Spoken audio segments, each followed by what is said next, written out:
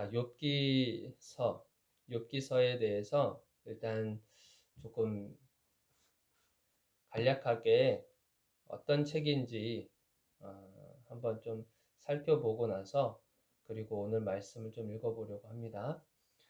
자, 먼저 이 욥기서는 우리가 성경책에 보면은 욥기서가 시편 전에 나타나잖아요.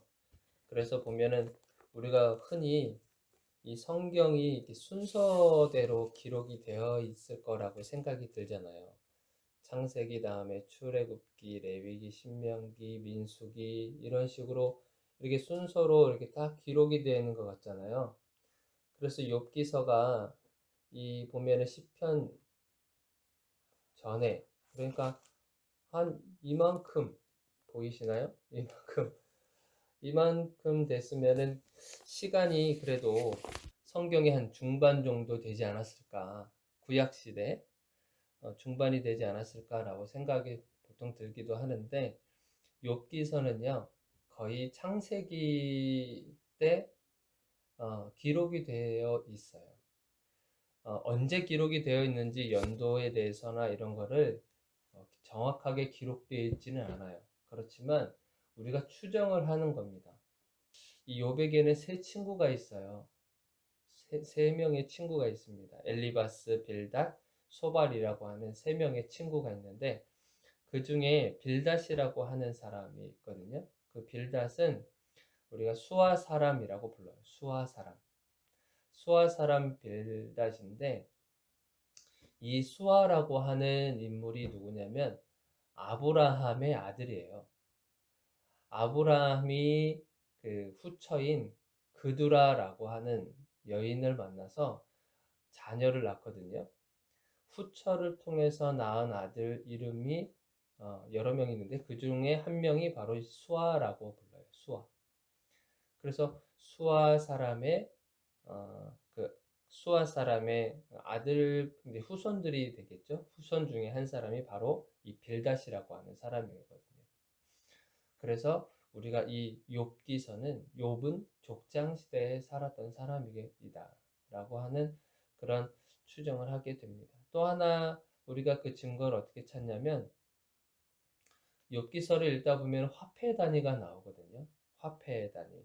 그 화폐 단위가 뭐 금 한 조각 뭐 이렇게 해서 이제 옛날 말로는 원어로는 캐시타라고 이제 부르는 게 있는데 그 캐시타라고 하는 그 화폐 단위도 이 족장 시대 때 사용했었던 화폐 단위 중에 하나예요. 그러니까 그 화폐를 썼다고 하는 것은 그 당시의 사람이었었다라고 하는 것을 우리가 간접적으로 좀 이해를 할 수가 있죠.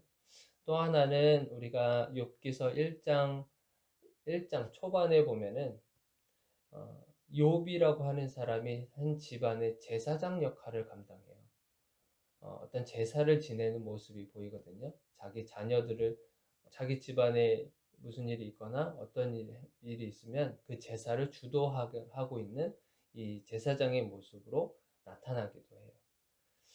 그래서 이런 모습들을 보면서 이 욥이라고 하는 사람은 저 멀리 창세가 끝나고 저 그 시간이 많이 흐르고 나서 있었던 사람이 아니라 이 창조 시대 때, 그러니까 어찌 보면은 아브라함과 같이 살았을 수도 있다는 생각을 우리가 추정하게 되는 거예요. 그래서 욥기서를 우리가 읽을 때는 지금 창조 시대 때, 그러니까 창조가 끝난 그 다음에 이제 족장으로 이루어지는 그 상황들을 보면서 읽어야 되는 책이구나라고 생각하시면 됩니다. 자, 그래서 욥기라고 하는 이 책은 여러분들이 잘 알지만 욥이 하나님으로부터 시험을 받잖아요. 테스트를 받게 되는 거예요. 우리가 시험이라고 하는 단어를 두 가지로 우리가 보통 얘기를 하는데 하나는 테스트였었고 또 하나는 temptation, 그러니까 유혹. 테스트 같은 경우는 하나님께서 그 사람의 신앙이 어느 정도 되는가, 믿음이 어느 정도 되는가에 대한 그런 시금석과 같은 것들을 하나님께서 허락을 하세요. 그래서 하나님이 사용하시는 시험이다라고 하면은 보통 테스트라고 하는 단어를 많이 쓰고요. 그리고 유혹받는 것. 또 하나 우리가 시험을 받는다, 사람이 시험을 받는다라고 했었을 때 사용하는 또 하나의 단어인 temptation 같은 경우는 사탄이 사용하는 단어예요. 그러니까 사탄이 사용하는 단어는 죽이기도 하고 멸망의 길로 가도록 만드는 그런 유혹과 같은 시험을 말하는 것이고요. 하나님께서 사용하셨을 때의 시험은 우리로 하여금 더 성장하게끔 만드시는 그러한 목적을 가지고 있는 그런 테스트, 시험이라고 보시면 됩니다. 그래서 이 욥기서를 우리가 읽어보면 하나님께서 사탄에게 시험을 허락하잖아요. 어, 사탄에게 하나님께서 어찌 보면 이 욥을 굉장히 자랑하셨어요. 너가 이 사탄에게 말하죠. 너가 세상을 두루두루 돌아다녀 봐도 이 욥이라고 하는 사람과 같이 믿음이 정말 좋은 사람, 의로운 사람은 본 적이 없을 것이다. 라고 이제 어찌 보면 하나님께서 자랑하듯이 이제 말씀을 하신 거죠. 그런데 사탄이 그런 얘기 하잖아요. 하나님, 이 욥이라고 하는 사람이 과연 정말 순수한 마음으로 하나님을 찬양하고 하나님을 경배하는 걸까요? 무슨 이유가 있지 않겠습니까? 라고 하면서 이제 그 이유에 대해서 이제 얘기를 하는 거죠. 저 사람이 만약에 뭐 재산도 없고 재산도 다 떨어지고 자식들도 없고 막 그렇게 된다면 하나님을 욕하고 하나님을 버리지 않겠습니까? 라고 이제 하는 건데 하나님이 거기에 대해서 이제 시험을 해보라고 이제 허락을 하는 거예요. 사탄이 그 허락을 받고 이제 욥을 이제 치기 시작하는 거죠. 자녀들을 다 어, 죽음으로 몰아버리고 가지고 있었던 모든 재산들을 전부 다 없애버리기도 하고 심지어는 사랑했던 아내마저도 그 욥이라고 하는 사람을 떠나보내게 만들고 당신을 그렇게 힘들게 만든 그 하나님 차라리 욕하고 그냥 욕하고 죽으십시오. 이렇게 부인이 그런 말까지도 하는 거예요. 거기다가 온몸에 가려움증으로 정말 벽돌 조각으로 자기 몸을 막 이렇게 긁어야만 시원할 정도인 그런 몸이 되었었을 때 분명 욥은 하나님한테 그렇게 어, 하나님을 원망하고 하나님을 버리고 이제 그렇게 할 것이라고 예상을 했던 거예요. 아무튼 그렇게 했지만 그런 모습을 보면서 이 욥의 새 친구가 오잖아요. 욥의 새 친구인 엘리바스 빌닷 소발이라고 하는 사람이 찾아오게 되는 거죠. 거기에서 이 새 친구가 하는 역할이 뭐예요? 욥에 대해서 정죄하는 겁니다. 욥에 대해서 정죄하는 거예요. 무엇으로 정죄하냐면 하나님 말씀으로 정죄를 해요. 그러니까 엘리바스 빌닷 소발이라고 하는 사람도 하나님에 대해서 모르는 게 아니거든요. 하나님에 대해서 잘 알고 있는 사람들인 거예요.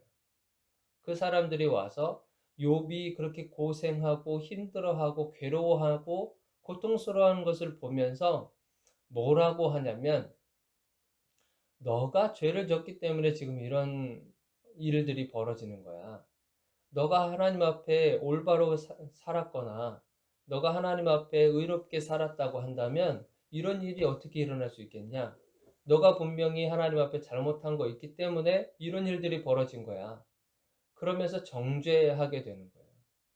정죄하니까 이 욥은 또 이 세 친구의 그 말에 욥은 이해를 할 수가 없었던 거예요. 그러면서 자기 변론을 또 하면서 새 친구하고 계속 왔다 갔다 하면서 뭐 엘리바스가 뭐라고 하면 그 말에 또 이 욥이 또 변론을 하고 빌닷이라고 하는 사람이 찾아와서 또 그러면 또 변명하고 또 소발이라고 하는 친구가 와서 얘기하면 또 그렇게 또 자기의 의견을 또 표출하고 하는 거예요. 진짜 친구가 어떤 친구일까요? 진짜 친구는 진짜 자기가 알고 있는 것을 가지고 그렇게 정죄하는 게 진짜 친구일까? 이 욥기서를 읽으면 읽을수록 정죄하는 내 모습을 많이 발견하게 돼요. 제 위치가 목회자이다 보니까 그런 게 이렇게 자꾸 스물스물 올라올 때가 있어요. 당신이 이런 어려움을 겪는 거는 이런 것 때문이야. 하나님이 이렇게 말씀하셨잖아. 그렇게 말씀하셨는데 그렇게 안 사니까 지금 너가 힘든 거 아니냐. 그러니까 하나님 앞에 나와서 회개해라. 하고 하는 것이 제 입에서 자꾸만 그렇게 나오는 것을 보게 돼요. 때로는 그런 게 필요하죠. 하나님께서 권면하라고 했으니까. 때로는 이런 아픔의 말도 해야 되겠죠. 그렇지만 지금과 같은 이 상황 속에서는 이 세 친구가 하나님에 대해서 왜곡하게 알고 있는 거예요. 하나님은 이 욥에게 정말 더 믿음이 성장하고 하나님에 대한 신뢰하는 그 마음을 더 성장시키기 위해서 하나님이 이 테스트를 하신 건데, 이 세 친구들은 이 하나님의 테스트를 무엇으로 왜곡하고 무엇으로 착각했냐면 사탄이 주는 템프테이션으로 이것을 이해를 한 거예요. 그러니까 사탄에게 너가 지금 속아 넘어갔으니까 지금 이런 일들이 벌어진 거야 라고 하면서 정죄하는 거예요. 그런데 이것은 템테이션이 아니고 하나님이 주신 테스트란 말이죠. 그랬다고 한다면 하나님의 테스트 입장에서 이 세 친구들은 말을 해야 되는 거예요. 우리도 때로는 저 사람이 지금 당하고 있는 그런 어려움과 그런 힘듦과 고통 속에 있었을 때 이것을 우리가 분별해야 돼요. 저 사람이 템테이션 때문에 이런 일이 벌어졌나? 아니면 테스트 때문에 이런 일이 생겼나? 사탄으로부터 온 건가? 아니면 하나님으로부터 온 건가? 이걸 분명하게 확인을 하고 그러고 나서 우리가 그들에게 어, 지혜로운 말을 우리가 해줘야 된다라고 하는 거예요. 그냥 내가 하나님을 다 알기 때문에 하나님 말씀으로 그냥 내뱉어 버리기 시작하면 이것이 자칫 잘못했다가는 정죄로 넘어가게 되는 거죠. 자, 그래서 그럼에도 불구하고 그러니까 이 욥은 이 지금 이 고통과 어려움이 하나님으로부터 온 것이다라고 하는 것이 분명하기 때문에 이 욥은 하나님을 절대 놓지 않아요. 하나님을 끝까지 붙들어요. 원망했을 때도 하나님한테 원망해요. 힘들고 고통스럽고 하는 그 순간에도 하나님한테 그것을 표현하지. 그러니까 이 우리 자신에게도 그런 것이 참 필요하죠. 이것이 정말 나에게 하나님으로부터 온 시험이구나. 아니면 사탄으로부터 시작된 유혹이구나. 이것을 우리도 참 이것을 분별하는 영이 참 필요한 것 같아요. 자, 그러면서 이것이 어찌 보면 이 욥기서의 전체적인 이런 흐름이라고 볼 수 있어요. 그래서 결국에는 하나님께서 욥의 편을 들어주시거든요. 나중에 우리가 욥기서 마지막 부분으로 가게 되면 그것을 욥의 세 친구들한테는 하나님이 이제 혼내세요. 그렇지만 욥에게는 처음에 가지고 있었던 재산이나 자녀들이나 이런 것들보다도 훨씬 더 많은 몇 배의 복을 이렇게 받게 되는 것을 보면서 욥은 우리가 이 고난의 욥, 참 이 시험을 받은 욥으로 우리가 생각을 하는데 이런 시험과 어려움들은 우리 삶에서도 동일하게 나타나잖아요. 그래서 이 욥기서를 바라보면서 우리가 이런 분별력이 생겼으면 좋겠어요. 그런 테스트와 그리고 템테이션을 우리가 구분해 나갈 수 있는 지혜가 생겼으면 좋겠습니다. 자, 우리 오늘 말씀을 또 한번 돌아보면서 엘리후라고 하는 사람이 오늘 등장해요. 2절에 보니까 람 종족 부스 사람 바라겔의 아들 엘리후라는 사람이 나와요. 욥의 세 친구가 아닌 또 다른 사람이 등장해요. 이 사람은 욥의 세 친구들보다는 나이가 어려요. 그래서 엘리후라고 하는 사람은 이 세 친구와 욥이 대화하는 것을 지켜보기만 한 거예요, 그동안에. 왜냐하면 자기는 나이도 어리고 연륜도 또 적고 생활의 경험도 없고 그러니까 그냥 어르신들이 알아서 욥에게 잘 말씀해 주시겠지. 지혜롭게 잘 가르쳐 주겠지 하면서 뒷전에 있다가 이 욥의 세 친구가 도저히 이 욥을 상대하지 못하는 것을 보면서 화가 나서 엘리후가 이제 말을 하고 있는 거예요. 왜 화를 냈냐면 욥이 하나님보다 자기가 의롭다고 이렇게 했다고 생각을 했거든요. 2절에 보니까 욥에게 화를 내면 욥이 하나님보다 자기가 의롭다 하며, 그러니까 자기가 의롭다고 얘기했다는 거예요. 욥은 한 번도 그런 얘기 한 적 없거든요. 욥은 한 번도 그런 얘기를 한 적이 없는데 이 엘리후는 욥이 한 말에 대해서 자꾸 왜곡해서 생각을 하고 있는 거예요. 왜 그러냐면 욥기 29장 그리고 욥기 30장에 이렇게 보시면 어떤 내용이 나오냐면 욥이 그런 얘기를 해요. 친구들이 너가 잘못했기 때문에 이런 일이 벌어진 거야 라고 하는데 욥은 아무리 생각해도 자기가 잘못한 것이 없거든요.